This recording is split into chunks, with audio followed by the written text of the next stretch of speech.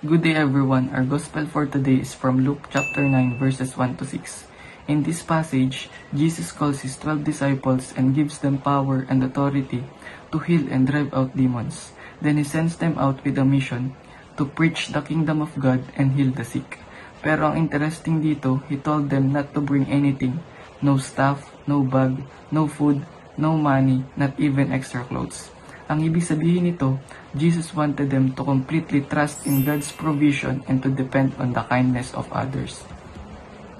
Para sa akin, this passage reminds me that when God calls us to do something, He will always equip us. Hindi niya tayo pababayaan.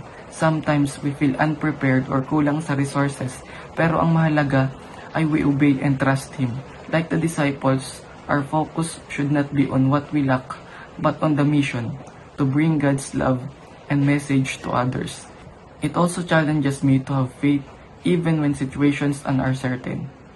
Minsan gusto natin laging sigurado, may backup plan, may security.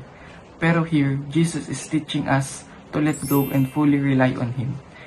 And if we face rejection, tulad ng sabi niya, we should just shake the dust off our feet. Meaning, we should not be discouraged or carry bitterness, but move on and continue serving Him. In our daily life, pwede natin itong gawin sa mga simpleng paraan by sharing encouragement, praying for others, showing kindness, at pagiging good example sa mga tao sa paligid natin. Ang goal ay maipakita sa iba ang pagmamahal at kapangyarihan ng Diyos. And that's all for my reflection. Don't forget to subscribe to Facebook PH and download the Facebook app and also register at www.facebook.ph.